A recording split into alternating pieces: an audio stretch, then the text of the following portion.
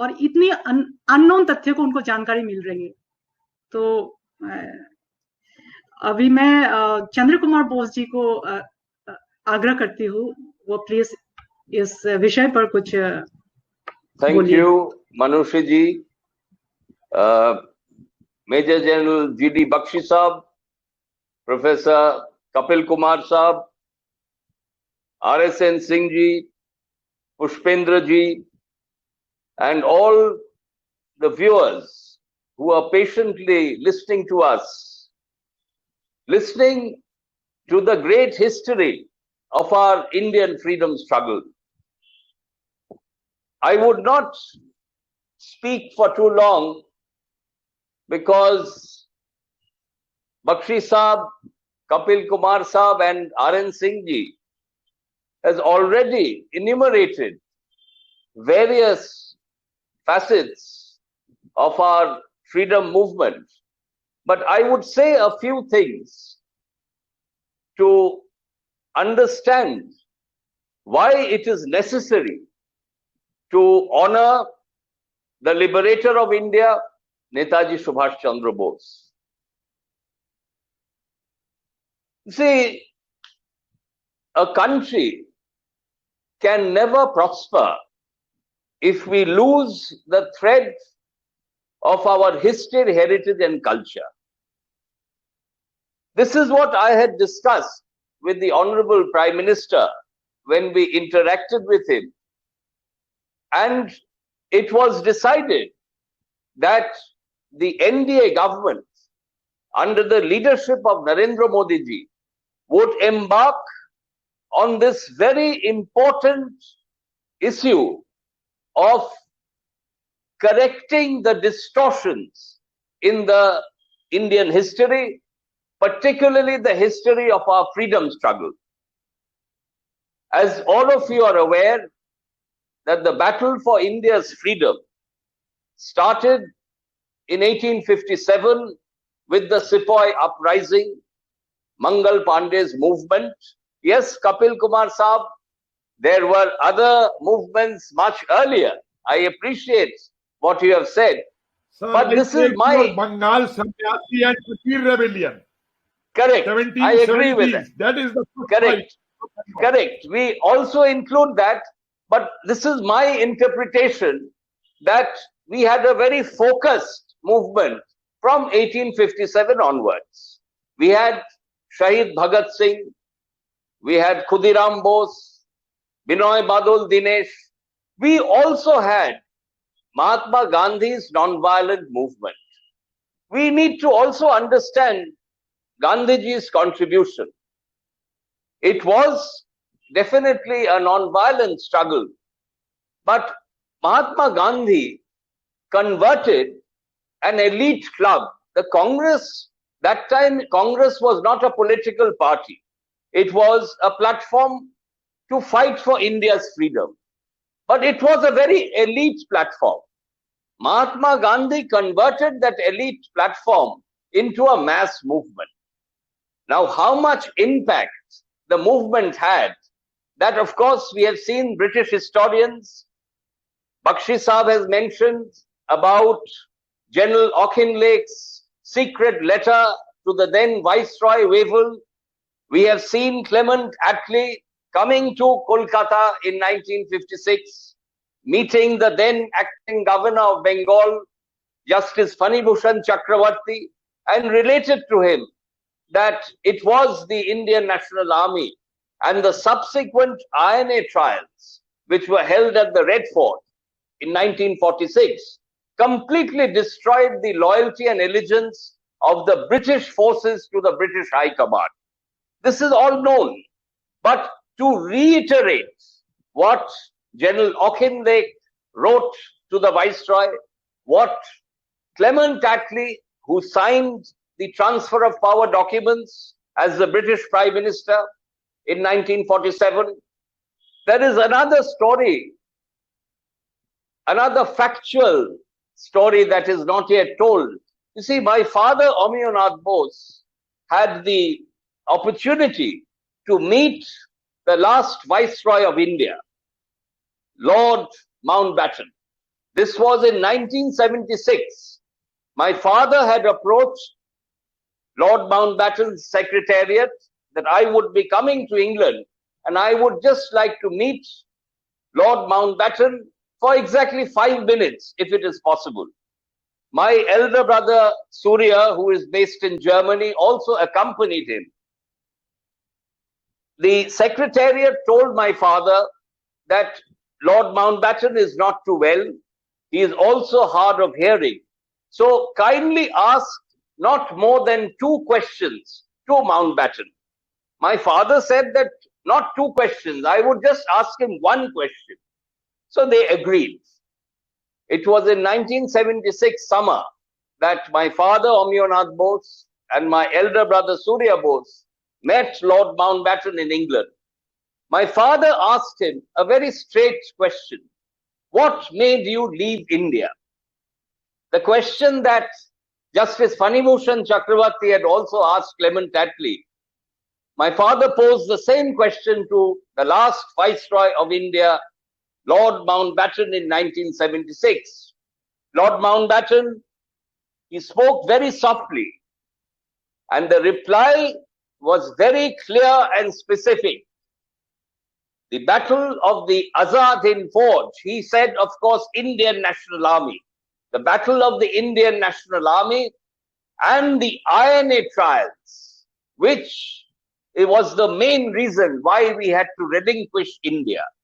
So this is the third person who reiterated the same story.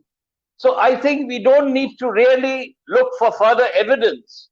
Further evidence, documentary evidence, has also appeared.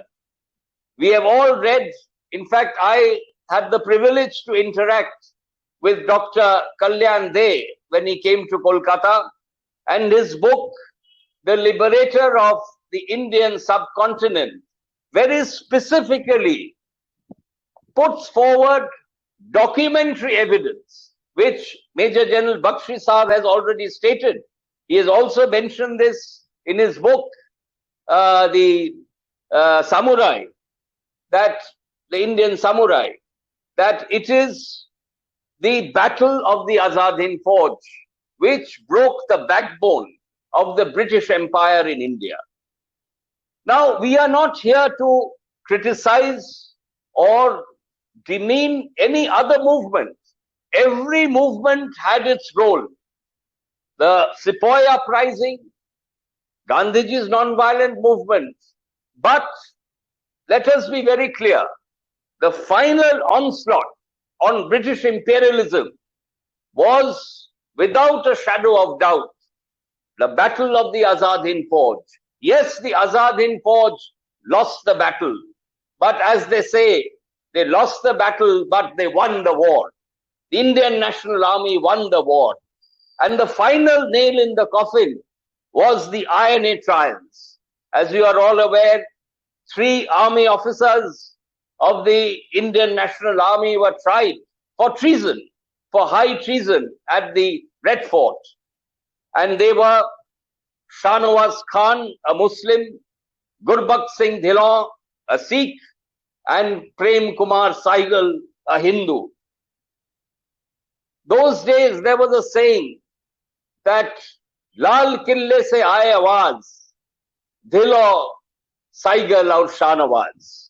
And all of you are aware, I need not keep on stating these facts. But for the viewers, I would like to again stress that when the INA trials were being held, that time Bhulabhai Desai went, he was the main counsel defending the INA officers, and that time what he said, it is not treason.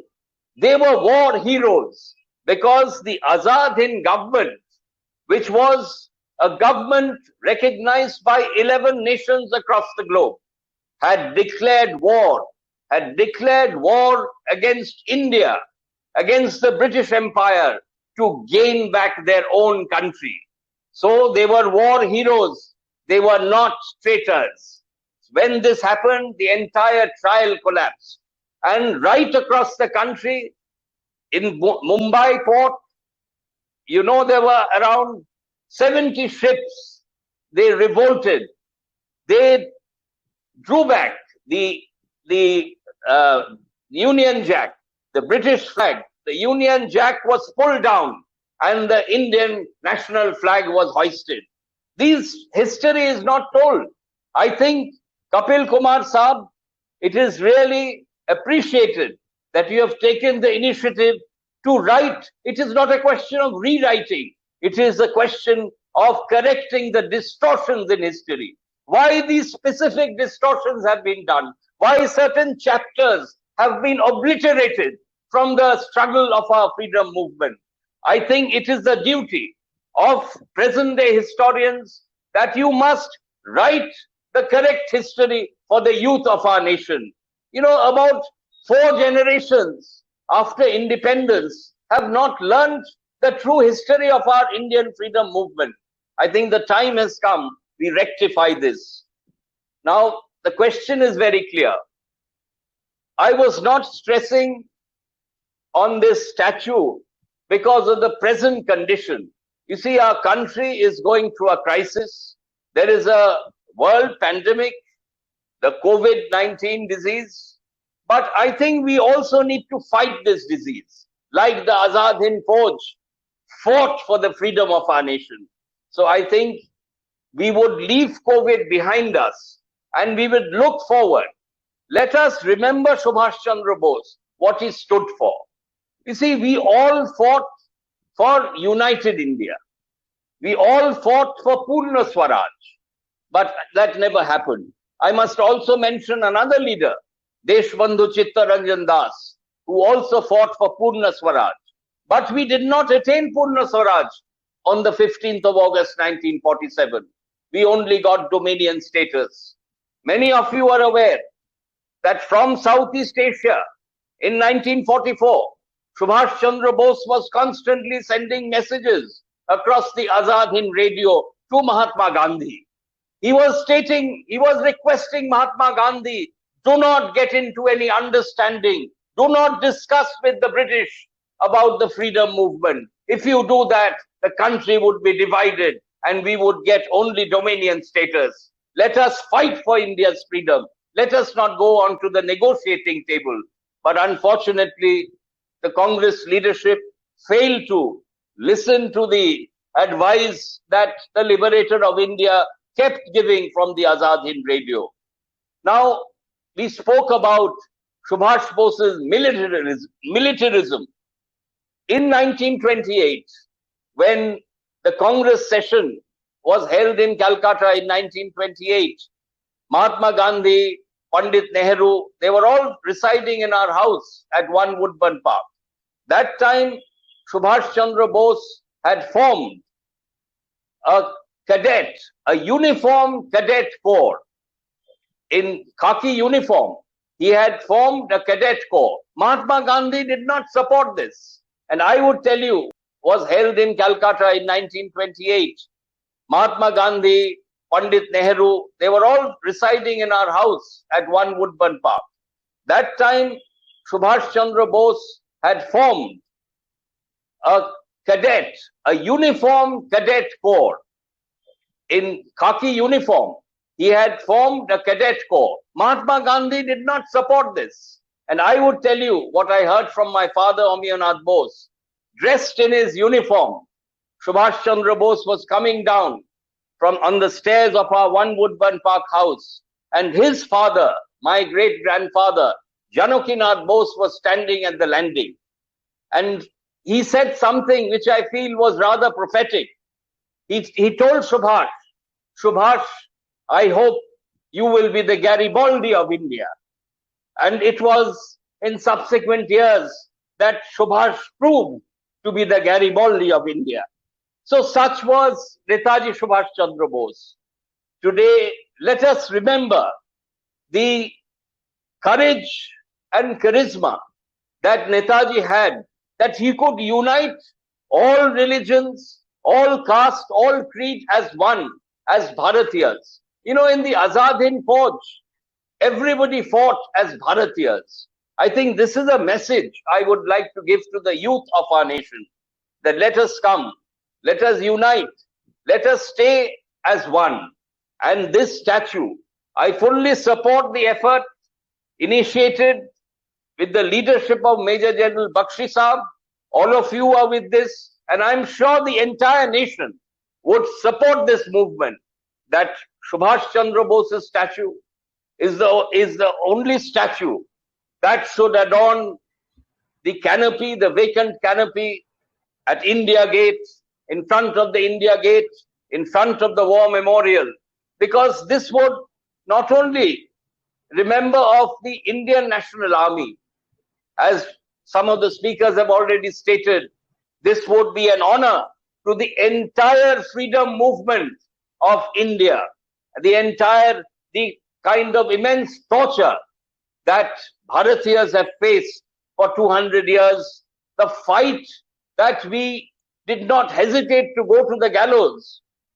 It would be to honor all of them. So one is to have the statue in front of India Gate, and on 23rd January, the government of India should declare it as Patriots' Day, as Desh Prem Divas.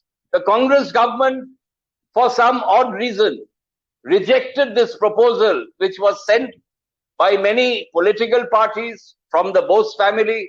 We had requested the Congress party, the Dr. Manmohan Singh's government, to declare it as Desha Prem Divas or Patriots' Day, but they have failed to do so.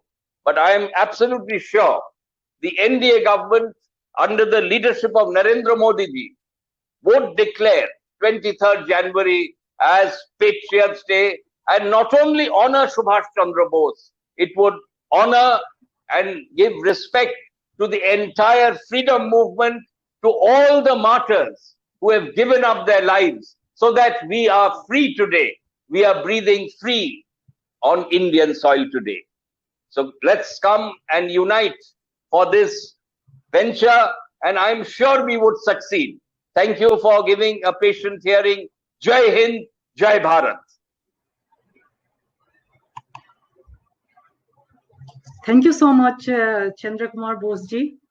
And it is wonderful to know that your father, Amyu Bose ji, met Mountbatten, and it is further proven that it was Netaji Subhash Chandra Bose, the INA trials. They are the key people who gave us freedom. So I would now